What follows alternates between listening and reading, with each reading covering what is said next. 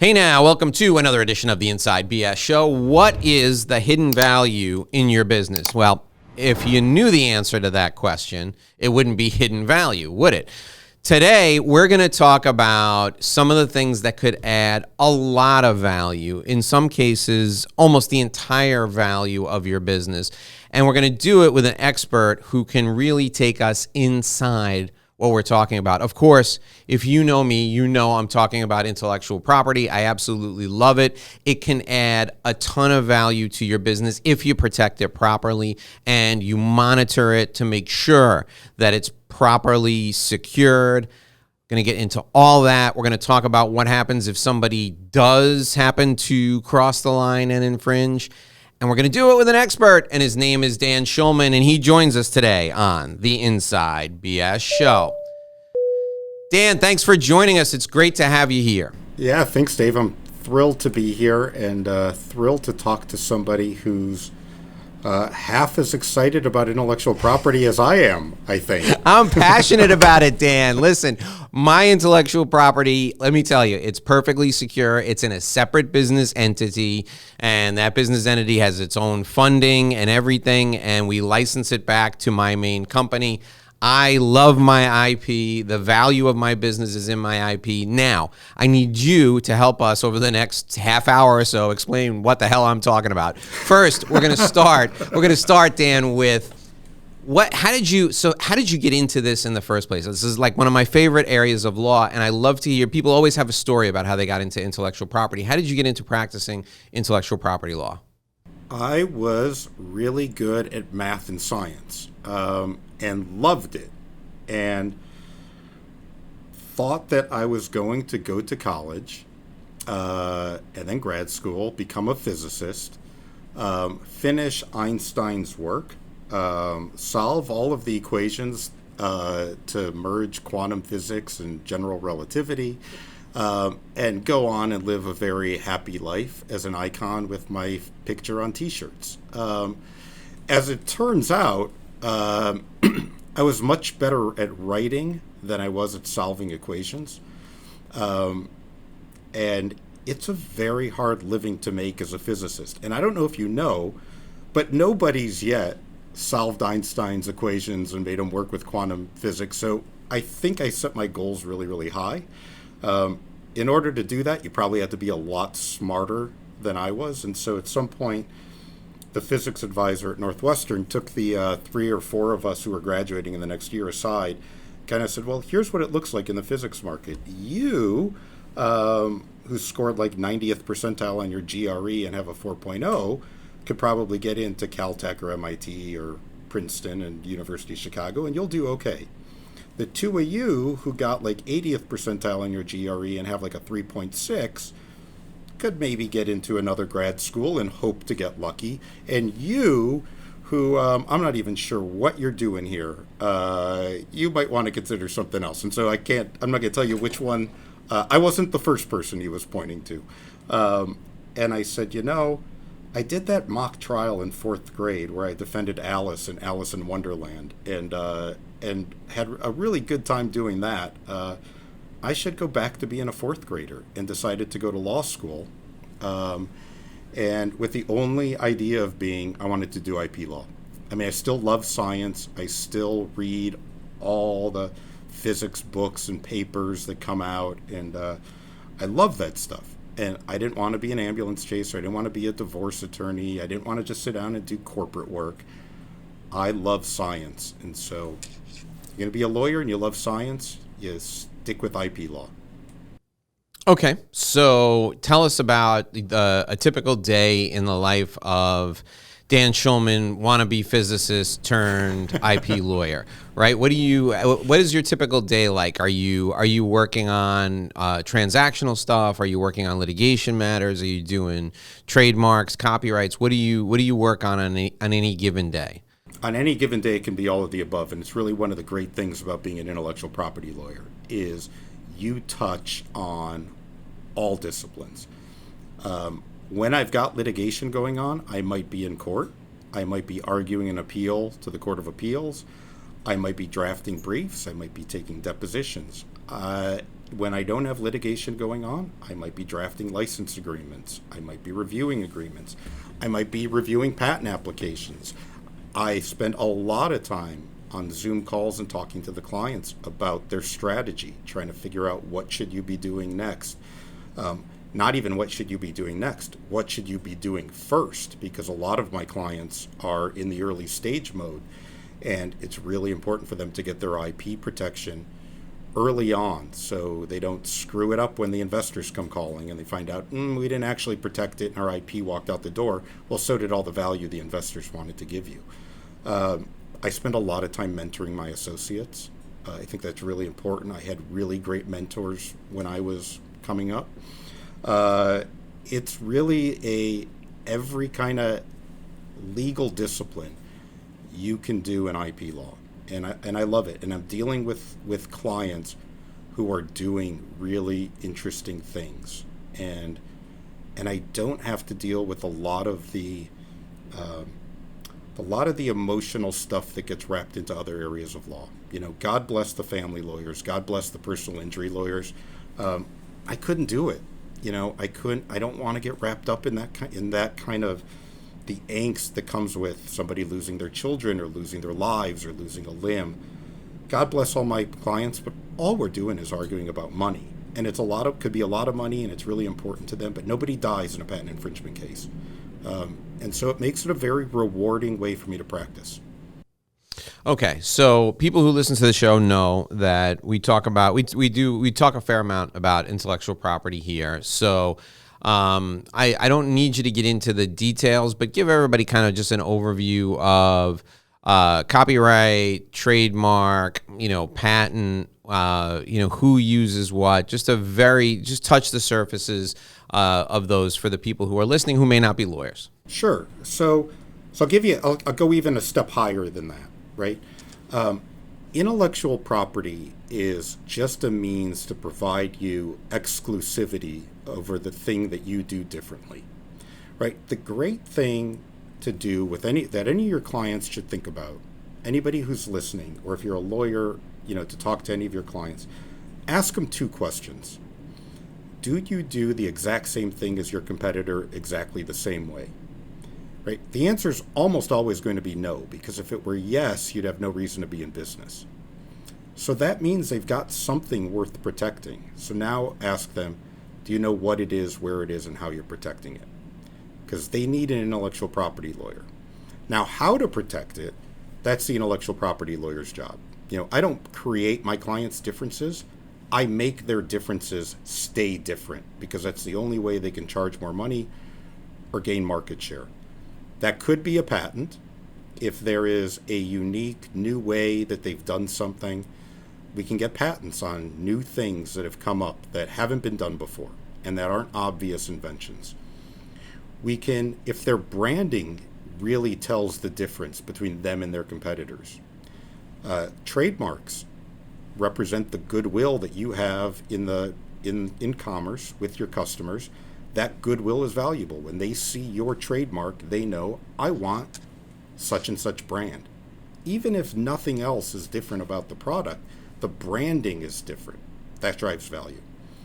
If it's software, if it's a book, if it's a movie script, if it's a picture, if it's a sculpture, and you don't want that stuff copied, and it's a fixed expression in a tangible medium, like paper, on a computer disk, in a sculpture, that's copyright. Copyright protects people from copying fixed expressions.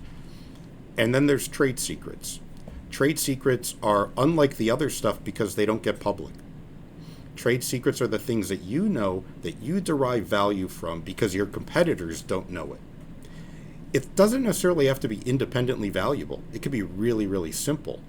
But the point is that you derive value because your competitors don't know what you know. Could be how your machines run in your factory, what your secret formula is if you're Coca-Cola or Kentucky Fried Chicken. It could be the way that you get and retain customers. Could be your trade secret. Almost every company has trade secrets. Very few have patents. A lot of companies, especially if they're not consumer-facing, don't have trademarks. if they're not creating, unique expression, they don't have copyrights, but they do something different or they do it in a different way. That's a trade secret. And if you are letting your competitors know, letting your employees walk out the door with that knowledge so that they could go work for a competitor, you lose that intellectual property. You can't be different anymore. So I really get my clients to focus on that know-how because all of them have it. And it's really the least expensive thing to protect. I don't have to file it with the government. I just need to protect it. And that's part of what the intellectual property lawyer does. All right, so talk a little bit about trade secrets. So every company has it, and maybe, let's say, in my business, it's perhaps the way that I help clients identify their ideal client, right? So I work in the B2B space. Or I got a better example. Let's take my wife has a business where she makes flan. It's like a custard dessert, and she's been invited to participate in the South Beach Food and Wine Festival, which is a huge food show. Everybody loves her flan. How would she go about protecting the trade secret that is not necessarily the recipe, but how she combines the ingredients to make the flan taste different? How does she protect that trade secret? Well, so the first thing is just at a high level, only people who should know your trade secrets are the people who have a need to know, right? So first off, identify the people, if there's anybody beyond you, that actually needs to know the trade secret. Coca-Cola is a great example. I'm willing to bet that there is not a single person in Coca-Cola that knows what the formula is. There are people in procurement that know to buy this ingredient. There are other people responsible for knowing to buy this ingredient. There are other people that are responsible for knowing that what comes out of tube A, you mix with tube B without knowing what's in tube A and tube B, right? There is probably no single person in Coca-Cola who knows the Coca-Cola formula. It's probably locked in a vault, literally somewhere. Two, if there are people, and you do have staff and you do have workers and you have people that have to implement things, you need to have non-disclosure agreements with them, where they agreed not to disclose it, not to use it. You need to have physical or electronic barriers if it's on a server somewhere. Who has access? If it's something that's written down, where do you put it? Where do you keep it? And then you need to enforce those guardrails. You need to make sure that the non-disclosure agreements aren't dead letter. You need to make sure that if it is in a server, that you are monitoring use. You need to make sure that when employees are leaving, you're doing exit interviews to find out what they knew, what they were responsible for, so you can target them as potential leaks of your trade secrets. You need sort of an overall comprehensive policy that keeps the trade secret with the people who know it and not beyond the people who know it. And then as you go out, and if you have to disclose it to business partners because you're in some sort of joint development, those agreements need to account for the fact that your business partners can't use what you teach them to compete against you. Okay, so it's for trade secrets, then it's just a specific policy, and having that policy in place and getting anybody who you do disclose it to judiciously, they have to sign a non-disclosure agreement. Now, copyright, you mentioned software, you mentioned, we all know songs, right? We know the written word can be protected through copyright. Trademarks are mostly marks that are unique to you, or denote what your brand is all about. And people need to come to you before you file. You need to do a search to make sure that that mark is truly unique and protectable, right? Explain how that works. Yeah. So look, when you go to market, and whether it's with a good or a service, and you brand it, right? The idea is that you want consumers to recognize that brand, recognize the source behind it, say, I recognize that, I associate that with a particular source that I trust in, that I believe in, that I know I'm going to get the same quality of good or service every time, right? When you see a Big Mac, whether you're in Beijing or Boise, you know you're going to get the same quality. Might not be good quality, but you know you're going to get the same quality, right? It's all about the consumer awareness. A trademark has no independent value beyond the consumer awareness, right? So what that means is if the consumer is aware of the mark and is confused about it being something else because somebody else has that mark already, you'd be committing an act of trademark infringement by adopting it. Trademark infringement occurs when there's a likelihood of confusion. So you don't want to adopt a mark or a brand or a logo or a slogan that evokes something else that would cause the consumer to think, that's not you, that's somebody else, somebody who already has those rights. So it's really important before you adopt something like that to search and make sure nobody else has it. For two reasons. One, you don't want to infringe. More importantly, for a consumer to make that association, your mark has to be distinctive, right? If it's not distinctive, they won't know who it is. They won't think of you. They'll think of a million other things. That's why generic words can't function as trademarks, right? Because they mean everything to everybody. So you also don't want to adopt a mark that's not distinctive, that there's a lot of variants already out there, that it'd be really hard to isolate who you are because the field is so crowded. So you want to select a mark that nobody's used and that it's distinctive in that marketplace. Okay, so the question comes up all the time. How does Apple get, how do they trademark their name when it literally grows on trees, right? Explain to folks how that works. Yeah, so again, it has to be distinctive.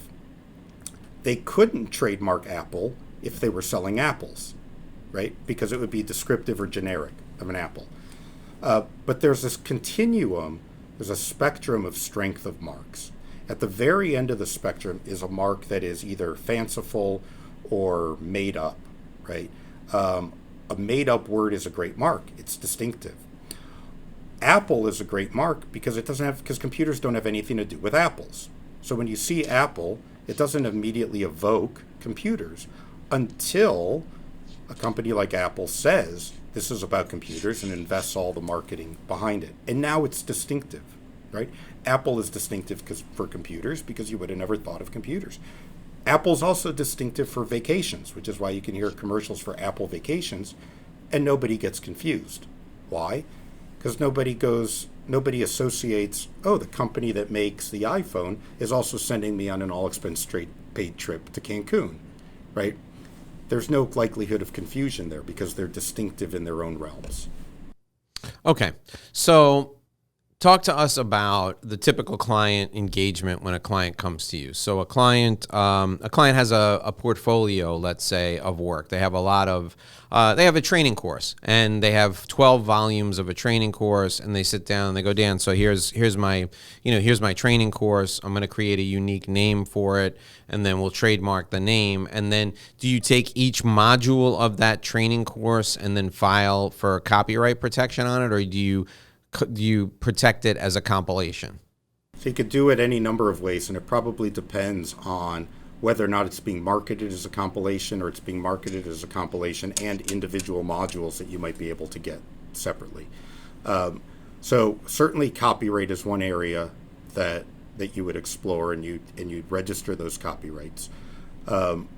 You'd search the brands, the trademarks, the names, and the logos for whatever online university or training company it is. Names for the courses could be trademarks. They might not be, depending on if you're using them as branding or just describing the name. You might have a course naming convention, kind of like the MIC for McDonald's, that you apply to all of your training courses. That would be subject to trademark. You might have software that implements the training course, that maybe it works off of consumer feedback. Maybe there's some machine learning, so it continually makes the course more relevant. That could be a trade secret, could also be patentable technology. If you've got a particular method for increasing results, again, that could be patentable. So we would look at all of those different things. The other thing that's really important to keep in mind, you think about the four kind of fundamental forms of intellectual property: patents, trademarks, copyright, trade secret. But as I said at the outset, intellectual property is really a means to gain you exclusivity. And sometimes it's none of those four things. So for example, let's say I'm making something that I can't get a patent on.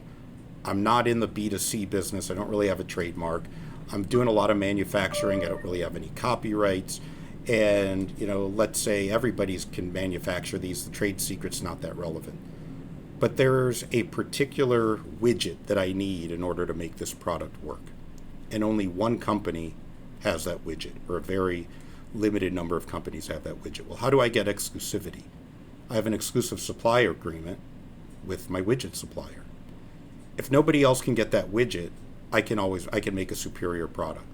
Now, that's not patent, that's not trademark, that's not copyright, that's not trade secret, but it is gaining exclusivity through smart agreements with your suppliers. So in your example, Dave, if there's a particular supplier that's providing me certain data, certain analytics, some module, some engine that lets me do what I'm doing, I think of intellectual property in terms of how I go out to my suppliers and lock up that supply.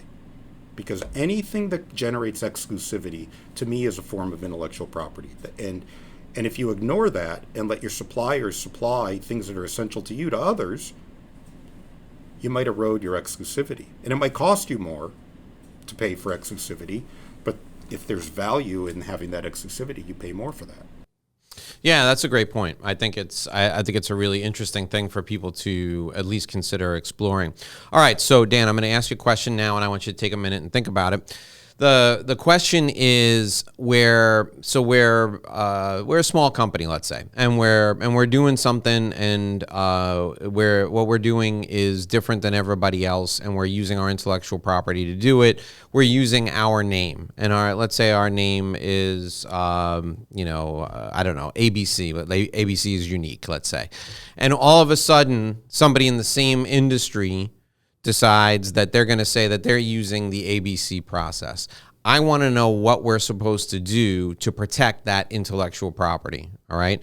So actually, let's use the word Mxyzptlk, Superman's arch enemy, right? So because it seems different than ABC. So we're going to talk about what we need to do when we see an infringer, and we're going to talk about it in just 1 minute. I need to remind you folks that are listening, folks that are watching, that we are brought to you by Sandrowski Corporate Advisors. For over 35 years, Sandrowski has provided expert client service to folks all over the United States. Now, they have offices in Detroit, they have offices in Chicago, but they work all over the place.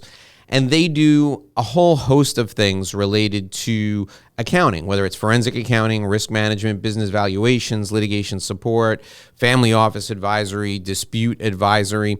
They can help you with all of that. And one of the things that I introduce folks to Sandrowski Corporate Advisors for help with all the time is in business valuations. So you want to sell your business. Let's say it's time for you to exit your business. You want to sell it, but you don't know how to price your business. You know what your competitors may have offered you for your business, but you don't know if that's a fair price.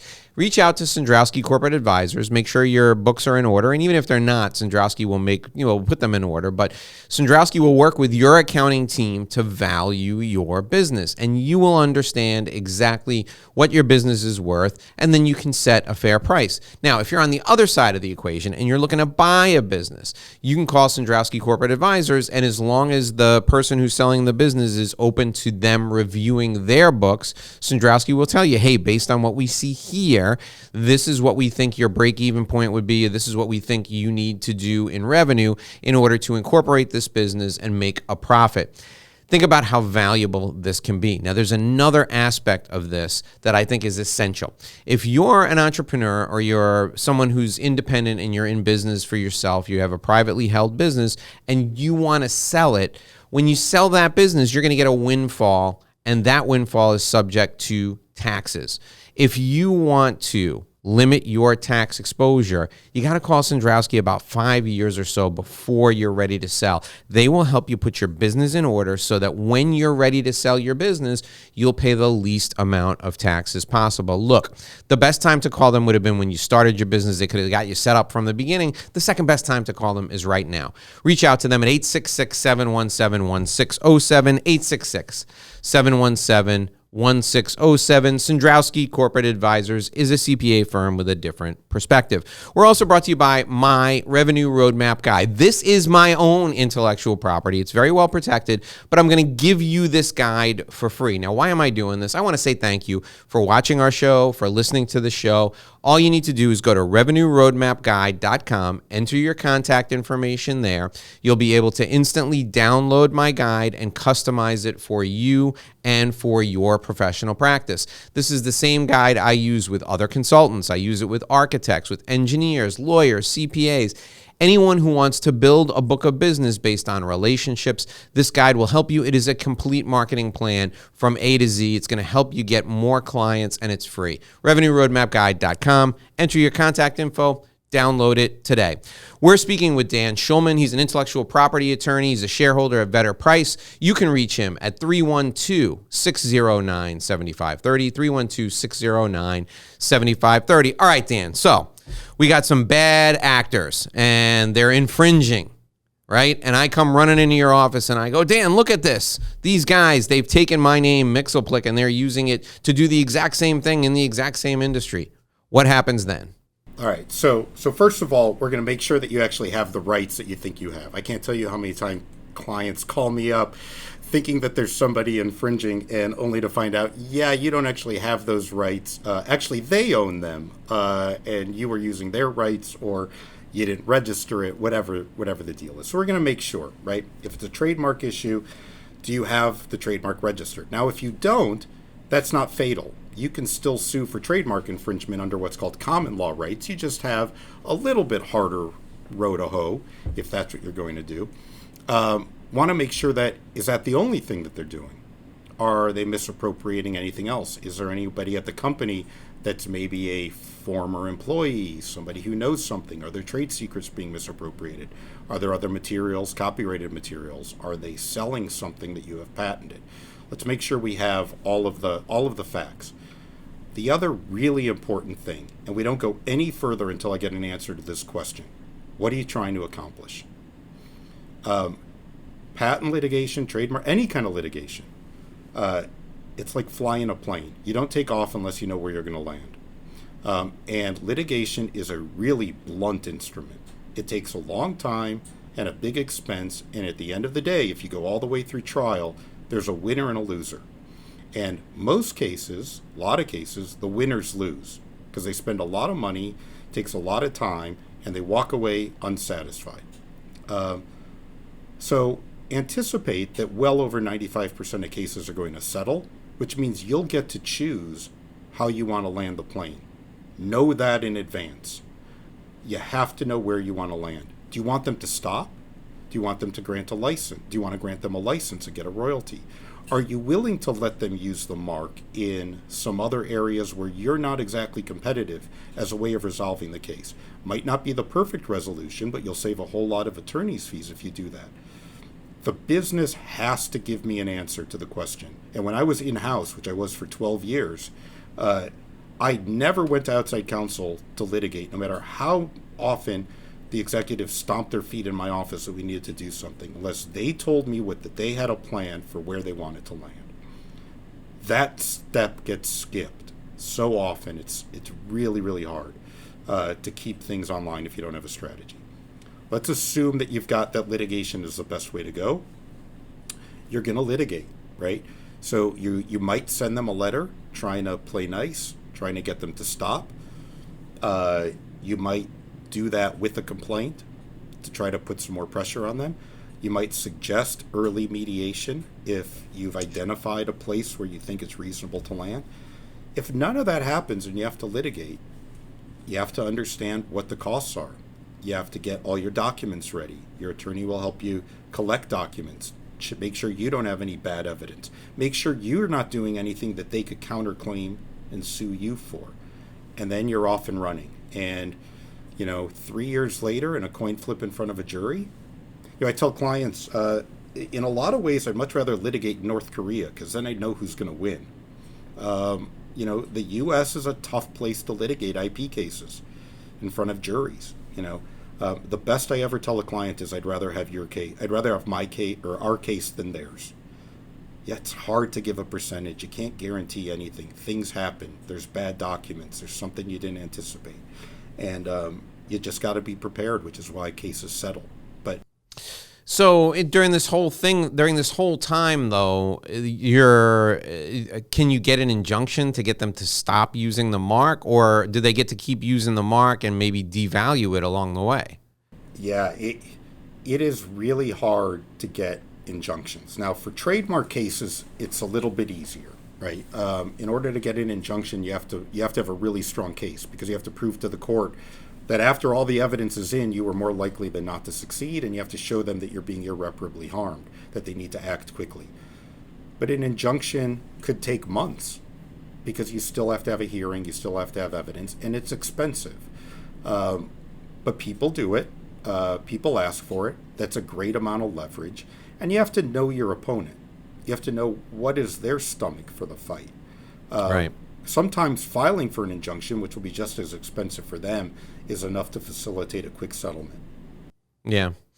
Okay, so now let's talk about you and who your ideal client is. Who's the perfect client for Dan Shulman? Any company for whom innovation is important, because they have intellectual property and they might not know where it is, what it is, and how they're protecting it. Okay. And so I can help them with any variety of strategies. All right. Now, do you prefer to work with people who have patents that need protecting, or with people who have other types of intellectual property? So, like in the entertainment industry, like a music artist, they have a ton of intellectual property, and they're always creating new IP, so they need constant protection. Or, an inventor who comes up with a new invention maybe once every 7 or 8 years. Which is your preference? I like working for them both, and I like to have a balance in my practice. About half of my clients, and I do all forms of intellectual property, so I'm not really specific in that regard. I like all of it. About half of my clients are really mature companies. They have intellectual property. They have intellectual property strategies. It's a part of what they do, and I'm helping them with that strategy. I have another half of my clients who are early stage companies, maybe novice about what they're doing, maybe have a general counsel but no in-house IP counsel to really help with strategy. And for those clients, I kind of leverage my in-house experience to be their outside in-house general, IP counsel, and coach them on building a culture of innovation, doing things the right way, so that they don't get themselves in trouble, and they build the right techniques, strategy, and culture. Culture is a huge part of it in the corporate world, having the right culture of innovation and intellectual property protection. So that's great. I want you to give specific advice to a group of people who I think always get taken advantage of. I know, because I am one of them. That's authors, right? So I self-published one book, and I obviously own all the rights. I can do whatever I want with those rights. The second book I did with a niche publisher, with a publisher in a niche market, and he said, "Hey, listen, the real value in this book for me is it's going to attract people to my website design business for lawyers. So I like to have people write books for lawyers, because then they find out about my website design business. So here's what we'll do: we're gonna share the rights to the book, but you can do anything else you want with that. You can make videos using that content, and you can do anything else. And then after like 5 years, I'll give you it was spelled out in the contract. After 5 years, it wasn't like 5 years, 5 years, I'll give you the rights to the book back, and then you can publish the book on your own." And that I thought was a great deal. And then the third one I published through a major international publisher, who I'm not going to mention here, but you can go on Amazon and you put in my name, you'll find the book, and you'll see who the publisher is. And there, I think I probably got beat up a little bit on the rights. I probably didn't do as well as I could have. I was just so excited that they wanted to publish my book that, I kind of let a lot of stuff go. If you're an author and somebody comes to you and they say, "Hey, I want to make a book deal," what should you be thinking about? I mean, I want people to hear it from you, because I could talk about it until I'm blue in the face based on my experience, but you actually know the law. Yeah, and to piggyback on what you said, Dave, the law part and the business part are really separate. The business part of publishing books is really, really crappy, right? People don't make money publishing books. Even the book publishers don't make money on most of the books that they publish, right? So what you experience with your big book publisher, not that surprising, right? They beat you up on rights. They make it very hard for you to make money. They publish a lot of books that don't make money, and they subsidize that with the books that do, right? So from a business standpoint, I'm just going to tell you it's really hard to work with a big publisher. Fortunately, there's a lot of self-publishing avenues these days. There seem to be, Amazon, Kindle Direct is a really good way to do it. There are other places. I'm sure, I'm not going to be an advertisement for all the different individual self-publishing outlets, but they're good too. From a legal standpoint, you hit the nail on the head. What rights do you have to the manuscript, right? Are you owning the copyright? Are you responsible for getting the ISBN number and registering the copyright? Typically, you should register the copyright yourself in your own name before you go shop it around, so it's already registered. And then just pay attention to what rights you have to the book in additional formats. Audiobook rights, Kindle rights, right? Just because somebody agrees to publish a hard copy doesn't mean they automatically get Kindle rights, right? Or ebook rights. If you're lucky enough to turn it into a movie, do you have adaptation rights? All of those rights you can preserve, and so you just want to be very intentional about what rights you're giving the publisher. The royalty piece, you're going to get taken advantage of by a publisher, right? And you may, there's certain things that my experience is there's certain things they just don't care about. Like they don't care. Like I could take my entire book content and deliver it as a full day presentation. They wouldn't care about that. But the minute I want to sell the rights to the Korean translation, they're all over me. They want to do that. So there's certain things there's certain things you can ask for that they will immediately give you. But if you don't know to ask, you're not going to get it. So I think you need a lawyer no matter what if you're entering into any type of contract, but especially a publishing contract. Yeah, you do. And again, it's just being intentional about what do you want to do with this intellectual property? What are all the possibilities? All right, so Dan, there's a lot of lawyers who listen to the show. There's also a lot of accountants, a lot of professionals. If they want to refer business to you, what's the best way, for them to get their client ready to come to you? So, do they need to make sure what stuff do they have to have together before they walk into your office for the first time? I wish there was a package of materials they hand me. Usually it's just a phone call and they just need to explain their business, and it's for me to figure out, all right, I understand what you have, here's the next steps. So really it goes back to, the two questions I think I alluded to earlier and getting answers to those questions. Do you do the exact same thing as your competitors, exactly the same way? Sure, the answer is no. And that means you have intellectual property. Do you know where it is, what it is, and how you're protecting it? And if the answer is no, or I'm not sure, all you have to do is say, then talk to somebody who can help you sort that out. And I'll know where to start. I'll know what questions to ask. But if you come to me and say, I've got innovation in my business, I'm not sure I'm protecting it, can you help me? I'll get on the phone with you for a half an hour and just talk it through, try to come up with a strategy. And if you want to work with me, great. If not, go find somebody else to work with. No pride of authorship, but usually if I can get half an hour with people, try to explain to them what I do for them, it works out. All right, so you can reach Dan at 312-609-7530, 312-609-7530. He's a shareholder at Vetter Price. I'm going to put all of his contact information in the show notes. Now, Dan, I'm going to ask you for three things that people should take away from our time together, three things that you think we should highlight for them. I'm going to ask you to give those to me in just 1 minute. I want to remind the folks that we are brought to you by Sandrowski Corporate Advisors. So you need help with your accounting. You have a bookkeeper and your business has grown beyond the scope of what the bookkeeper can do. Or you have a bookkeeper and a controller and your business is doing okay, but you're noticing that they're having a hard time keeping up and there may be some irregularities with your books. What do? You call Sandrowski Corporate Advisors. You see, they're a CPA firm with a different perspective, but that doesn't mean they only handle one-off unique cases. They will come in and they'll help you get your business straightened out. They will look at your books. They will look at your entire financial strategy. If you are in any way concerned about the way that your books are being handled, give Sandrowski Corporate Advisors a call. Let them take a look. They can also help you when you're buying or selling a business. They can help you if you're involved in litigation by either doing valuations of the business or by testifying as to whether there was fraud or some sort of malfeasance or just negligence. They do this sort of thing all the time. And one of the things I like to say, and no offense to my friends who are judges, but Sandrowski Corporate Advisors, they can explain the accounting in a way that's so easy, even a judge can understand it. They're that good. All you need to do if you want to get Sandrowski Corporate Advisors involved is call them at 866-717-1607, 866-717-1607.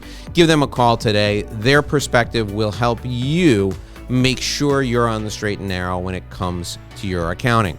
We're also brought to you by my Revenue Roadmap Guide. All you need to do is go to that website, revenueroadmapguide.com, revenueroadmapguide.com. That is your ticket to a business development plan that you can take and implement in your business right now. After this show is over, you can just download the guide, get to work. You'll walk through the 7 steps to a business development plan. It's the same guide I use with my clients. You can customize it for your professional practice. revenueroadmapguide.com. Download your copy today. All right, Dan, what are the 3 things folks should take away from our show today about intellectual property? All right. I'm going to use an example. Your intellectual property is like a Rubik's Cube, right? When you're starting out as a company, right, or anytime, when you get that Rubik's Cube out of the box, it's in perfect shape, except for this one, it's old, some pieces have fallen off, right? If you don't pay attention to it, everybody who walks by your house is going to be tempted to mess with it. They might take it, and if you pay pretty close attention to it, but not enough, maybe it just turns a little bit. And that you can probably restore. But if you ignore your intellectual property, over time, everybody who comes into the house is going to mess with it. They're going to pull it apart. They're going to screw it up. It could walk out of the house and it could end up looking like this. And now what do you do, right? What do you do then when you got to put your intellectual property, got to get your intellectual property in a protectable mode back to where it was? And that's when you've got to really find a lawyer that knows how to put the intellectual property back together and can help you really align your strategy and get it right. So a couple of things that I would say. Number 1, pay attention to intellectual property earlier rather than later. It could be too late by the time you realize somebody's messed up your Rubik's Cube. Number 2, you have to have a culture of innovation in your company. Your folks have to know what they're doing is important to the company. So let me give you an example. You've got a machine in your company, and you've got to get a guy or woman in whose job it is to make one of these 50 machines in your manufacturing base run smoothly. And that's all that person does. And that person figures out a way to pull the knobs and the levers to make that machine run more smoothly. If that person doesn't realize that person has generated intellectual property and doesn't share that, and you don't share that with the rest of the people in your business, but not outside your business, you've got 49 machines that are running inefficiently, right? But if you have a culture of innovation where the people in the company understand that they're creating something, and you let people know what that is, and you protect it, now all of your machines are running way more efficiently. So what's the last thing that you should do? The last thing is make sure that if you have an intellectual property question, if you feel like there's something that's gone wrong, call an attorney. Call somebody like me. You don't have to know the answer. You don't have to know if it's a patent issue. You don't have to know if it's a trademark issue or a copyright issue. That's for someone like me to figure out. You just have to know that you have innovation and that it needs to be protected. And if you do that, I can help you. I can give you the right roadmap to get your intellectual property protected. So, Dave, I hope that answers the question. I hope that gave you 3 things. This is a little bit. No, that's 3 great things. Let me give folks the phone number again to call: 312-609-7530. 312-609-7530. you can call Dan Shulman. He'll take your call. He'll talk to you about your intellectual property, and he will help you get it protected. He'll help you make sure that you're not being taken advantage of. Dan, it was an absolute pleasure to have you on today. I really enjoyed it. And I'm watching while folks, if you're listening to this, Dan has done one of the most courageous things we've ever had done on the show. He's messed up our Rubik's Cube, and now he's going to have a nervous breakdown trying to put the cube back together before I end the show. So I'm going to do everything I can to give him as much time as he needs. I'm like 5 moves away. Yeah. This is the best. If you're listening to this and you haven't watched this show on YouTube, you got to go to YouTube, because Dan right now is only 3 moves away from fixing the Rubik's Cube to get it back to where it was. No, Dave, I screwed it up somehow. Dan, let me tell you something. This is going to be the greatest ending to a show ever. I really appreciate you being on. It was fantastic to have you here. It's like 2/3 of the way done. I'd almost finished it. Dan, you're the best. I got to have you back to see how this ends. All right. All right, folks. That'll do it for this episode of the Inside BS Show. Come back tomorrow. I promise you we'll have Dan Shulman on with a finished Rubik's Cube. Thanks for joining us. Here's hoping you make a great living and live a great life. I could do something real quick here. All right. So we're ready to fix it. All right. We got one more move left to go. Should be just about complete. And I think that should do it. There we go.